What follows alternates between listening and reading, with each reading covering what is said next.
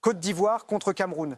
Deux nations qui ne jouent jamais un simple match. Deux sélections qui portent avec elles une mémoire collective, des attentes populaires et une pression tactique que le grand public ne perçoit presque jamais. Le score final dira un partout. Mais ce match n'a jamais vraiment été un match nul.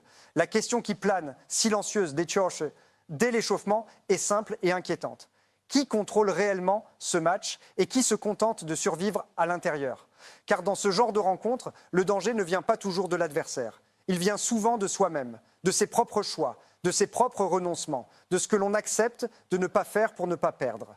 La Côte d'Ivoire arrive avec une idée claire, une idée rationnelle, presque académique. Prendre le ballon, l'installer dans des zones propres, étirer le bloc camerounais, user la structure, attendre la fissure. Sur le papier, c'est cohérent. Sur le terrain, c'est plus fragile qu'il n'y paraît. Le Cameroun, lui, ne cherche pas à imposer une domination territoriale. Il cherche à imposer une réalité, une densité, une suffocation progressive, un étau qui se referme lentement, sans bruit, jusqu'à ce que l'adversaire doute de son propre plan. Dès les premières minutes, tout est visible pour qui sait regarder. La Côte d'Ivoire s'installe, mais elle n'avance pas. Elle occupe, mais elle ne pénètre pas. Les passes sont propres, les circuits sont respectés, mais l'axe reste bouché. Le Cameroun a verrouillé le cœur du jeu comme on ferme une porte blindée. 3 centraux, 2 pistons disciplinés, 2 milieux qui coulissent sans jamais se découvrir. L'espace est là, théoriquement, mais il est toujours une demi-seconde trop tard. Le premier piège est là, invisible pour le public, évident pour les joueurs. La Côte d'Ivoire joue large parce que l'axe est interdit. Mais jouer large, c'est accepter de s'éloigner du but. C'est allonger les circuits, c'est donner du temps au bloc adverse pour se replacer. Et plus le temps passe, plus le Cameroun est à l'aise. On parle souvent de domination, mais la domination sans vitesse est une illusion. Et c'est exactement ce que ce match révèle. La Côte d'Ivoire domine territorialement, mais pas mentalement. Elle ne dicte pas le rythme émotionnel du match. Elle le subit doucement. Le Cameroun, lui, accepte de reculer. Mais il ne recule jamais en panique. Chaque pas en arrière est calculé. Chaque ligne est connectée à la suivante. Le bloc est compact, mais surtout cohérent. Il n'y a pas d'espace gratuit, seulement des espaces piégés. Quand la Côte d'Ivoire accélère enfin, ce n'est pas collectif. C'est individuel, une prise d'initiative d'Amad, un débordement, une frappe. Et soudain, à la 51e minute, le verrou saute. Pas parce que le système camerounais est brisé, mais parce que, dans le football de haut niveau, un système parfait n'existe pas. Il suffit d'une micro-faille, d'un pas de retard, d'un angle mal fermé. Le but ivoirien ne change pas la structure du match, il change la perception. Et c'est là que commence la vraie bataille, car marquer n'est pas toujours prendre le contrôle. Parfois, c'est réveiller l'adversaire. Le Cameroun n'entre pas dans la panique. Il ne change pas tout. Il ajuste. Légèrement, presque imperceptiblement.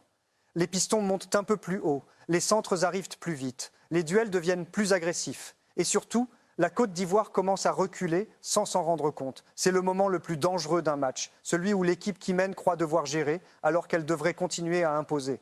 L'égalisation arrive vite, trop vite. Une frappe, une déviation, un ballon qui change de trajectoire, un but qui, dans les statistiques, ressemblera à un accident, mais qui, tactiquement, est une conséquence logique.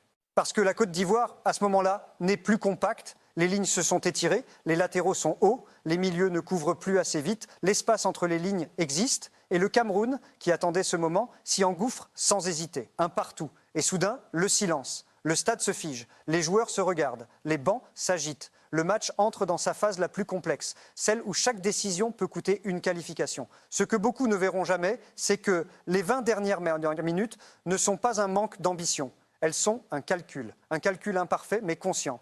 Les deux équipes savent que perdre serait catastrophique. Alors elles avancent, mais sans se découvrir. Elles attaquent, mais avec le frein à main, mental serré. La Côte d'Ivoire continue d'avoir le ballon. Mais ce ballon pèse, il n'est plus un outil. Il devient une responsabilité. Chaque perte est un risque. Chaque passe ratée est une invitation au contre. Le Cameroun, lui, accepte de ne plus attaquer en nombre. Il préfère verrouiller, protéger, user le temps, parce que dans ce groupe, ce nul n'est pas un échec. C'est une position stratégique. Et c'est là que l'illusion populaire naît. Beaucoup diront match équilibré. Résultat logique, deux équipes de même niveau. La réalité est plus cruelle et plus intéressante. Ce match révèle que la Côte d'Ivoire est une équipe qui contrôle mieux qu'elle ne tue. Et que le Cameroun est une équipe qui résiste mieux qu'elle ne domine. Deux forces, deux limites. Rien n'est réglé. Tout est sous tension. Et surtout, ce nul rebat totalement les cartes du groupe F, où chaque point devient une arme à double tranchant. Et pour comprendre pourquoi ce match n'a jamais été vraiment équilibré, il faut descendre d'un niveau. Quitter la surface, quitter le score, entrer dans les lignes. dans les distances, dans les silences entre les joueurs. La Côte d'Ivoire s'est présentée avec une structure pensée pour contrôler, une structure propre, rationnelle, 4 défenseurs alignés, un milieu capable de tenir le ballon, des ailiers chargés de créer le déséquilibre. Mais très vite, un problème apparaît. Pas un problème visible, un problème fonctionnel. La distance entre les lignes est trop confortable. Confortable pour qui défend, dangereuse pour qui attaque. Quand la Côte d'Ivoire construit, ses centraux sont calmes. Trop calmes. Le ballon circule horizontalement. Les latéraux montent. Les ailiers s'installent haut. Mais le lien entre le milieu et l'attaque n'est jamais permanent. Il est intermittent, par à-coup. Comme une respiration irrégulière. Et dans le football moderne, l'irrégularité est un aveu.